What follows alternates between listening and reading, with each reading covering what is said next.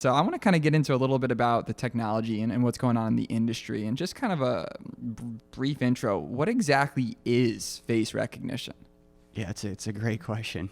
Face recognition is taking a mathematical representation of a human face and comparing it to something else, so like a template. So, we are extracting the features on your face, the measurements from your nose to your eye to your ear to your mouth, mathematically representing that, and then looking at, does this match a profile picture that is also a mathematical representation?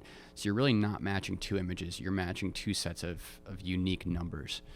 And I think that, when people think of facial recognition, they think, oh, you've got my picture, or, oh, you're scanning a picture. But really, it's fundamentally math.